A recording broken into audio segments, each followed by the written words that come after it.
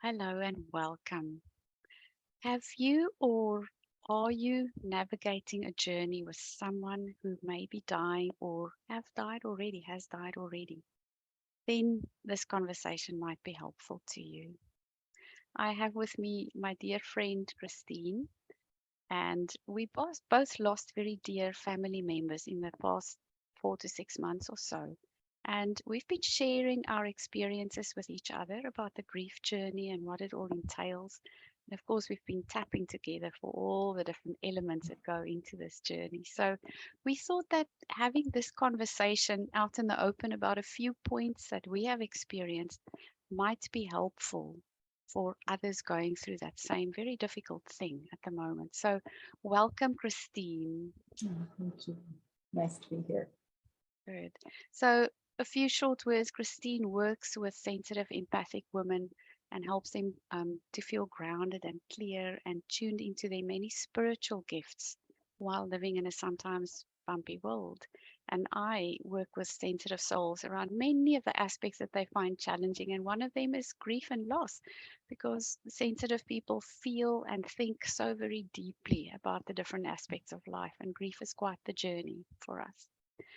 So, Christine, one of the things that you and I have been talking about over many months is that sort of living in two worlds. When somebody's going through a long period of, um, let's say, a terminal illness or a long illness, and there's this two worlds that the people close to them have to navigate. Like I can remember for me, my dad was in hospital for 6 weeks, went into the hospital. It was a completely different world, and walking the corridors and just sort of tuning myself into this place that I have to navigate now, and all the difficult things in the hospital and masks and people and the sick person that I'm going to visit, and preparing myself for what I'm going to find each day. It was something different. And then at the end, leaving, going home again where everything should be normal, or where normal life, doing the shopping and Yeah. like having to think about normal things, that was really hard. Yeah. So how was that for you, and what have you experienced about this sort of dual nature of what goes on there? Yeah. Yeah. It was so helpful when you and I were going through that because it was helpful to know that it was real. Like you kind of get in, at least for me, I was in, it was my aunt who had been ill, and we were going back and forth to visit her over several visits over the year. And then we went back, and then for the week before she died, and then she passed while we were there. And I was with her when she passed, which was a really significant and really new experience for me. And it did feel like you were not only in the world of the illness and all the details, but um, I was kind of in this a more spiritual feeling world, like a little less grounded world, where she was trying to navigate those two planes as well as she was preparing for her death. So there's kind of the physical details of life and being in our body and navigating all those things that need to be done. And then there's this other world, which, because I do clairvoyant work, I could really feel that it's a different vibration, it's a different experience, and it can be very ungrounding. And if we're helping the person, we're supporting them as they're going through that process, we can tend to kind of be with them in that world or in that state. That's at least my experience. So I remember just feeling very ungrounded and forgetting appointments and all those kind of details that normally I can handle were really challenging. And so, yes, and I was fortunate enough when I got back after she did pass to have some time off from having to work. I have my own business like you do. And I was really grateful for that because I just felt like I couldn't be there for clients, or I could just be there for a very select few people in my life during that time. And it was, again, trying to integrate everything that happened and come back into this world. And that took me a while to even like go to the grocery store and do the normal things. It just felt so strange. It was just a strange experience. I don't know whether you had that kind of Mhm. sense of, this is a weird world I'm in. Right. Thank you for sharing that. That's amazing because, of course, I'm not clairvoyant like you Mhm. are. So, I think I may have tuned into a piece of that without knowing what was going on. Because I can remember in hospital, there was a sense with my dad, like when he was close to, closer to the end. We never exactly knew how close it was at that time, but he was, there was more sleeping going on, much less communication with us, like, and yet he still wanted some spiritual nourishment. He wanted us to read, some songbooks or psalm books or the Bible or some spiritual things. And there was always that sort of a quiet sense, like this is what matters now. Yeah, This the other stuff of the world suddenly pales in comparison. yeah, There is yeah, this person going through this thing, and unfortunately, my dad was a very private man with his thoughts, so we didn't know what was going on in his head. And I actually sort of wished that he was able to share with us what was going on for him about this approaching journey, like how was he experiencing it. So I it maybe sounds selfish to say, but I'm going to say it anyways. Like I feel like I missed out on a little insight into how is it for somebody, and he was not really willing to talk about that. It's a very significant thing. It's the most significant you can face in your yeah, life, I think, is yeah, death is approaching for me. What it means, for the people around him. Like, did he have regrets? Were there things that he wanted to say and yet he couldn't? mhm, Gee, there was a lot to navigate. yeah, And I know at some point in our conversations over the months, you said to me, it feels like, the veil is very thin yeah, around that time. And so I think that's part of that difficulty is now going back to like concrete jungle, where, yeah, I have to remember shopping lists and um, it just feels unreal that we have to be in that quiet world where all of that's happening and then come back to as if nothing is the matter, is as that's if right. everything is still normal. Yeah, I think and that ties into so much of what we talked about. Um, that our culture, pretty, I won't say the world because I think other cultures deal with death and dying very differently, but in our Western culture, there's really no place for death, dying, or grieving. And if there is, it's it's a small space, like, okay, you grieve for this little bit of time and then you go on. And there's not a lot of conversations like we're having. So there's no place to put these experiences.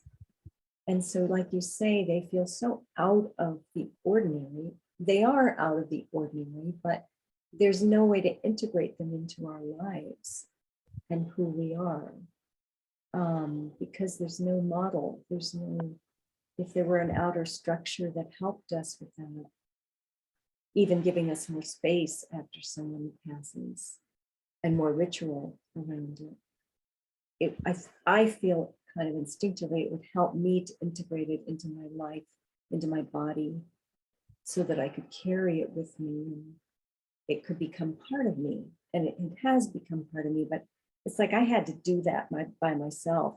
I wasn't supported so much by the culture with that experience. So you're right. It's just, and it is another world. It's another world where we're touching in on.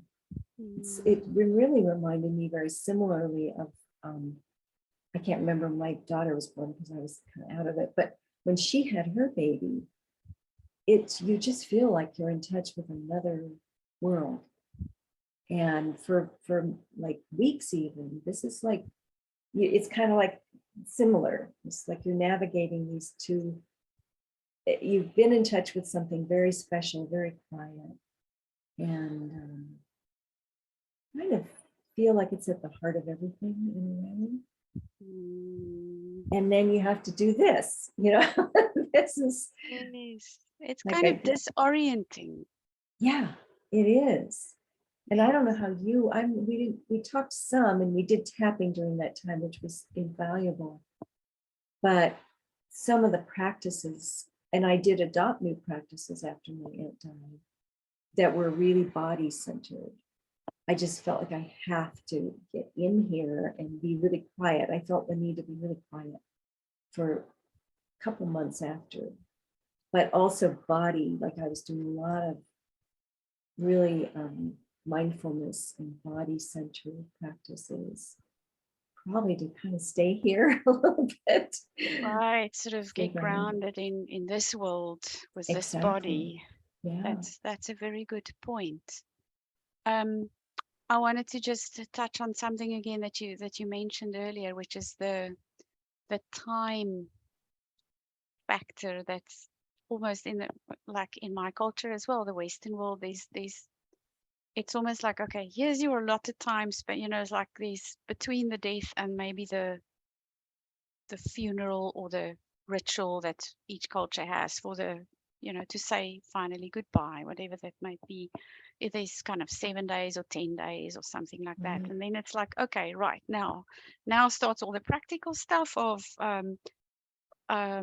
finishing off the person's affairs on earth. And so sort of you have to jump right into something that your brain is almost not designed to handle at that time. Yeah.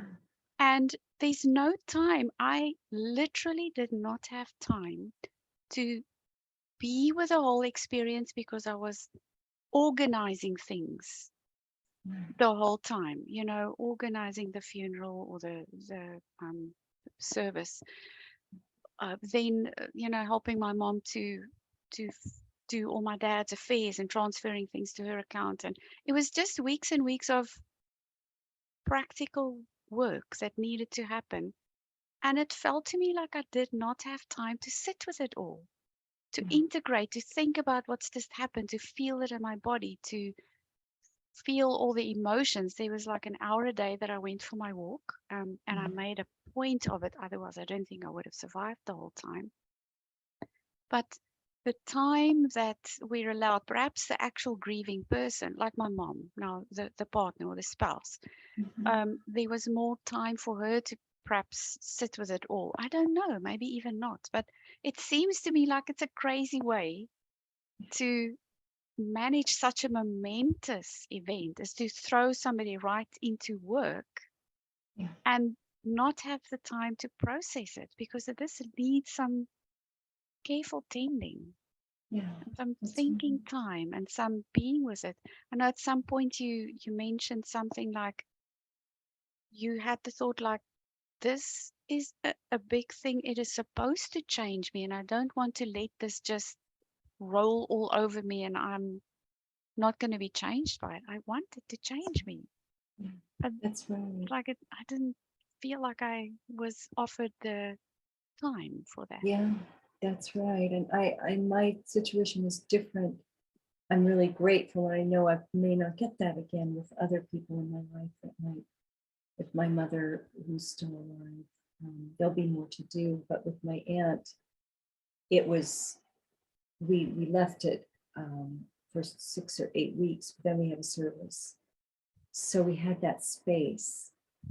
But people quite often have your experience of just having to jump into details and organizing, which is, of course, totally different part of the brain and different function than this very, just this other world we're in. And like you say, letting it really digesting what's happened in.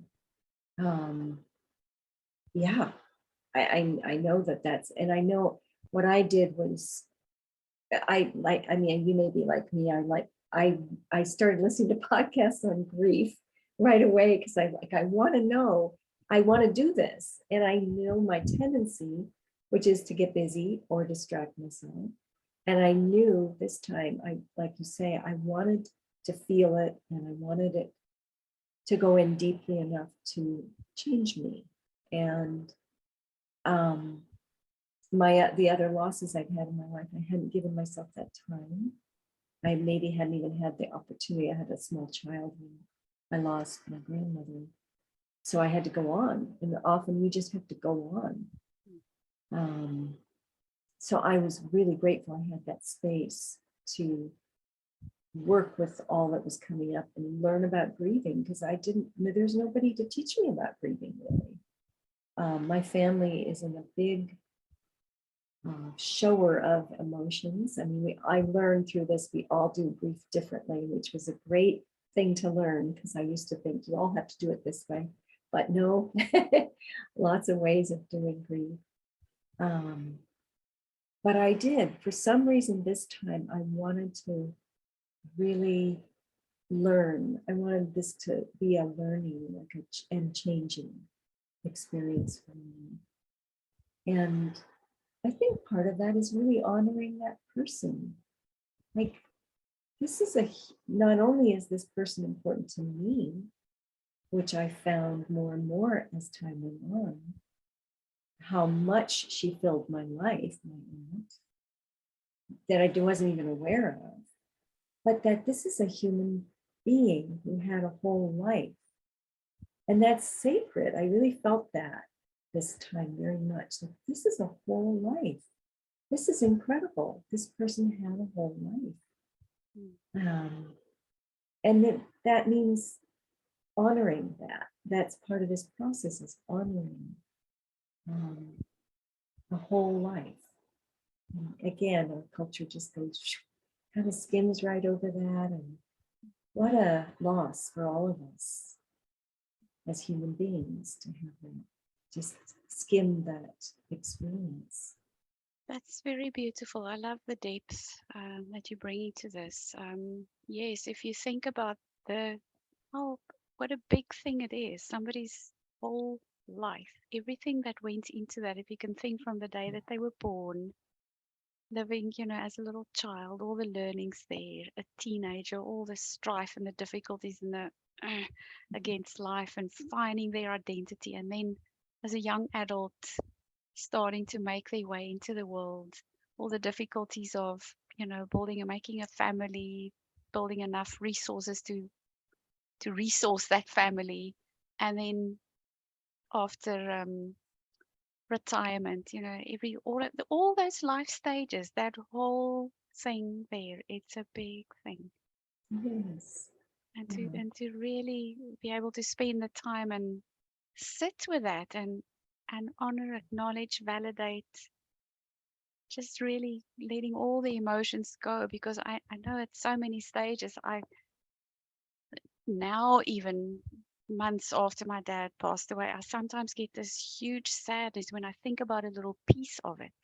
It's not like I don't have, like, hours of grief or something, but there's sometimes the smallest little thing that can set me off, like, um, just thinking about, say, some of the difficulties he had at work, or, some of the sacrifices he made for us, in not giving himself something, but then to be able to provide for us. The kind of just life things that he had to go through, and then sometimes wondering, did I thank him enough when he was alive for all of those things? So yeah, this is a big thing. So, to your point of, I want this to change me, and you started listening to grief podcast, and so is there anything that you feel like sharing about ways in which you feel it has changed you? Mm. Um, I would say there's probably several, and one is that I feel like my willingness and almost like a need to honor my own needs when they show themselves. Because before this happened, I was just doing I got to get this done, my big lists, and um, hitting my own, sometimes insecurities in business. I've got to show up this way and that way and be perfect, all that stuff that comes up. But it's, I felt like I didn't have a choice after her death. I had to stop. And I'd never respected that call before, but it felt like an imperative this time. And I listened. And I feel like I'm still able, it's not as loud now. And I'm more integrated back into my life, normal Holt's life. But I still feel the need and imperative to listen, to stopping and not getting so drawn into how things appear to other people, and closer to myself, I'd say. I got closer to who I was and less on this kind of external, trying to please everyone and think everything I should do. And it felt like my work, which I've been longing for a long time, to let it be closer to me, come more from the depth in me. That happened, like it deepened my work. And it certainly deepened my compassion and my ongoing wish for compassion for people and myself. That's never been a practice of mine, compassion practice, but I made it a practice. And that felt like the direction that I was about. And it still is with me. This feeling for all of humanity and all living beings, that like I kind of connected to this human life is amazing. We don't have to be perfect. We're not perfect. The fact that we struggle, we learn, we try is just a miracle. And I want to hold that now in my life for all the people that I know and all the people on the planet. So that's really a significant orientation, sort of a turning. Always had it in the background, but this is like, no, it's up in front of me more. Gosh. Yeah. That's beautiful. Yeah. And, along with that is I now know, because I let it in more, ooh, this is temporary. Ah. Yeah, more of that information in me now. It's like, I look at my husband some days and when we're just quiet together, I just like, try to take him in. This is precious, or my mother, or my pets. This is, I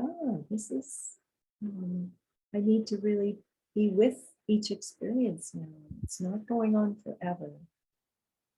So, Oh my gosh, that's a very important point. It's something, because my experience was a little while longer ago now. It was around November, December, and it feels like life has just come in and, sort of put an eraser over some of it.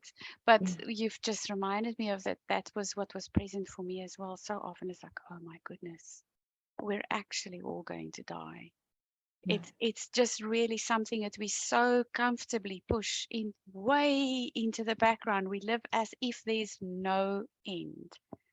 Like, it always be, we'll always have these people. So we quick to get into arguments, or like Yeah. how they should be doing this or this to make me happy. And I know that if that person passed away, I would just wish for one more time that they would do that wrong thing. Yeah. um Yeah. so it puts it right in our faces when we are faced with somebody else's death. Like, it's gonna happen to me. One day that'll be me. It really brings it home. It brings it so close that we just in those moments we can't not face it. Yeah. That's a very important thing. Yeah, and I love the tapping that we've done together, because you've been with me through. I mean, there is a part of me, and we've tapped on this, that like I just don't want to deal with death, and I kick and scream about it, and that's a part, and being able to acknowledge that with our work and laugh a little bit, like, I'm not going to do this. I just, I just don't want to think about it, and it's not going to happen. And I know, and it's ridiculous, but part of me is kicking and screaming with this whole thing, like, this isn't fair. But I love tapping because it allows you to have the whole experience of all the parts, all your feelings, nothing's wrong, everything's included. And that's just a wonderful feeling to know you can be a whole human being again. It's not about being perfect, but Yes. yeah. I love that. And I think what also just reminded me as you were talking through that is with tapping, we bring everything, doesn't matter what it is, how we feel. There's so many emotions in this journey. Um, just for us to realize as well that in a grief journey, there's no one way to do it. It's messy. We bring Yes, all our stuff from the past into this grief journey as well, into that's right. all our beliefs about how life should be, how death should be, how people should grieve, how the person themselves should be as they're going Yeah, through closer to death, how we should be, all the shoulds, the musts, the shouldn'ts, the beliefs about it. We bring all our past experiences come into this journey as well. If we've had past experiences with grief, if we have unfinished business with a person, oh my goodness, it can become so, so messy. yeah, And I think what I just realized through that journey is exactly like you said earlier, it is different for everybody. It's unique for everybody. There's no one way to grieve. There is no exact, the 5 stages of grieving.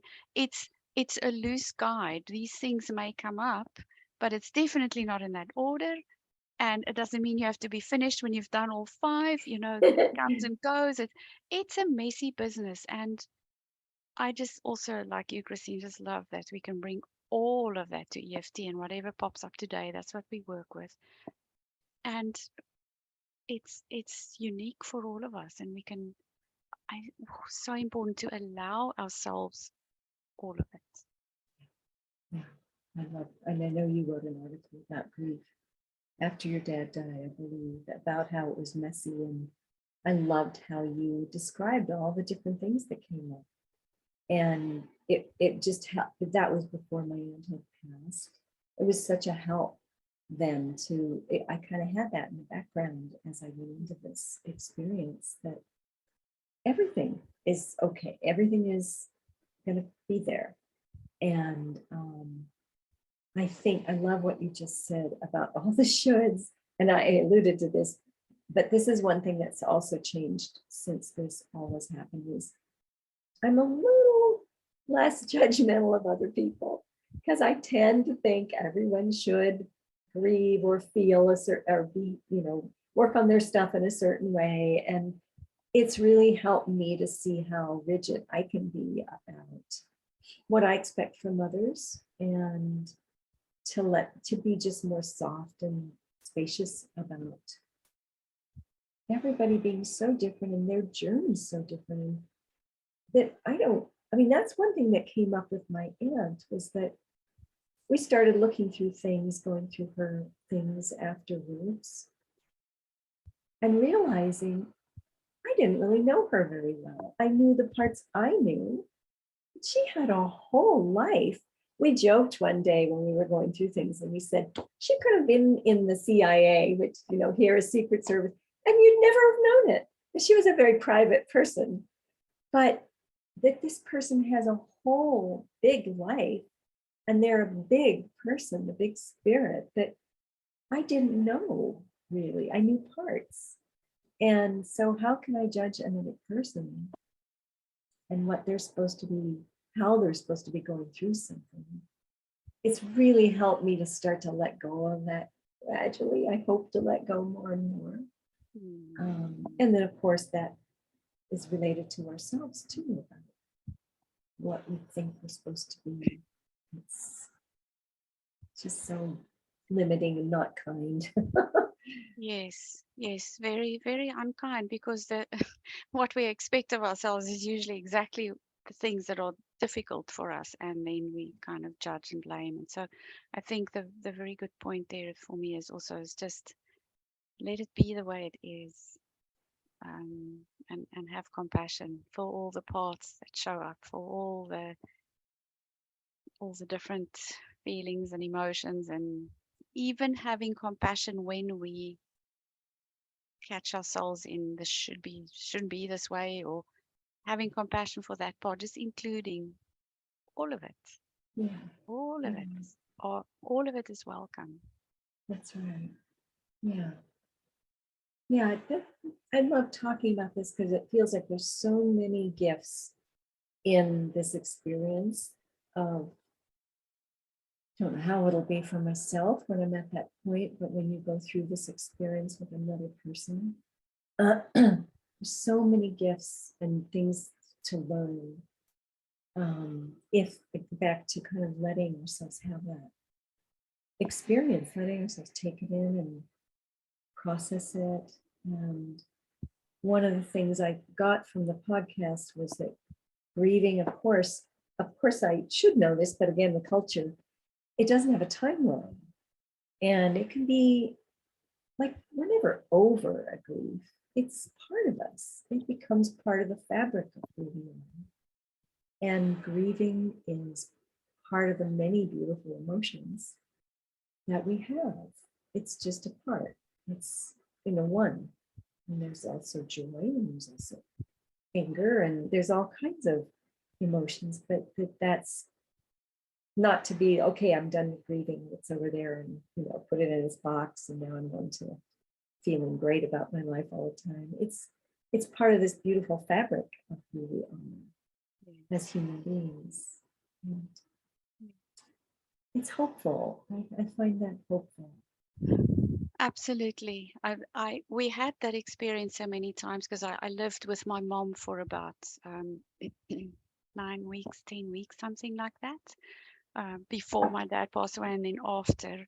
So I had the experience being with her. She has a fantastic sense of humor that I don't think I appreciated it as much as I do now before this experience. But in the midst of the worst of times, we made jokes. There was time for a light-hearted moment, and we sometimes roared with laughter. And then there was a little part of me going, is this appropriate? Should we be laughing at a time like this? This is like other people will probably think we are inappropriate or wrong or something like that. But it was just, like I said earlier, such a messy time that I think whatever happens goes. And not to put any lids on things to say this is not allowed, that's not allowed. It's like, no, it's a time of high emotion. It's not a time that we encounter often because modern society has people die over there in a hospital.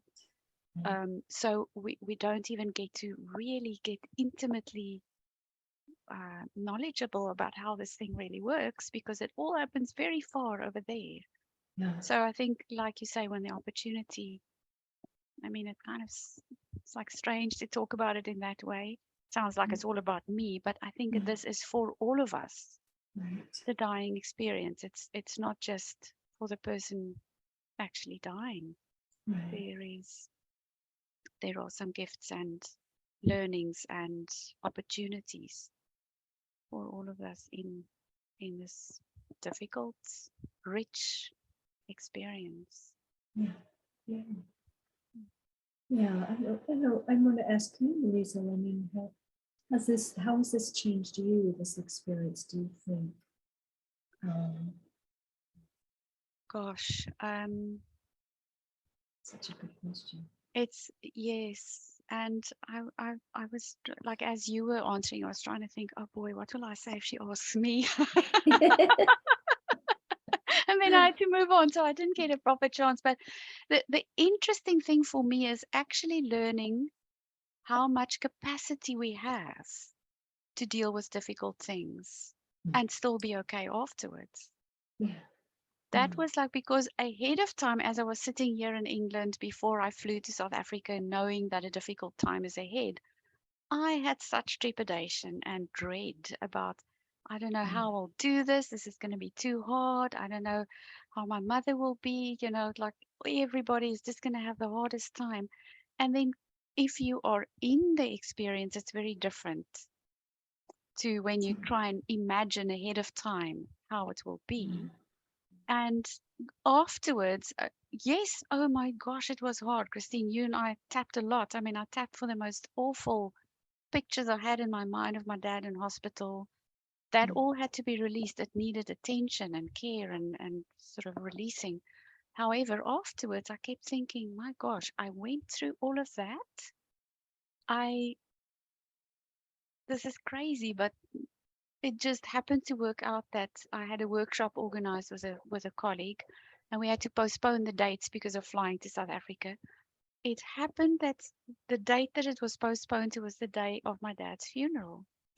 And I just felt I could not just drop her and, postpone again because we had so many people signed up. So I chose to do my workshop on that day. And I was absolutely amazed with myself. I was like, really? I was able to do that? I did not think that was possible. So it gave me glimpses into what the human spirit is made of. Yeah. How much we really can manage with a lot of tapping, and kindness from those around us, care and kindness and so on. And that we actually are remarkable as human beings, and it's not just the human body, it's all the other parts of us that's so much bigger than just this human part, I guess, that are involved as well, supporting us, guiding us, through the so that's one of the things that changed for me. Is I almost had I came out a stronger person. There were things I had to go to South Africa for 3 months without my husband, without having the usual support that I have on a daily basis, and sort of stand up into a role that I felt ill prepared for. And, um, you know, it changed me in personality ways, sort of almost new respect for the process, the journey, new empathy for anybody else going through this as well. Um, Yeah, renewed compassion for the human condition. That's right. Yeah, I love what you're saying. Love that. I just love that sense of the strength that we all have and you have. You found you have. It's really beautiful. Yeah. Yeah, and I do think we can always have more conversations about this, because there's so much to this topic, right? We haven't finished exploring. Yeah. And Christine, thank you so much for joining me in this conversation today. We hope that something in this was very helpful to somebody else maybe going through the same at the moment. And reach out to either of us if it feels like you need a listening ear, or put the details to our websites and email addresses in the I almost said in the chat box because I'm so used to Zoom, but in the somewhere you'll see it.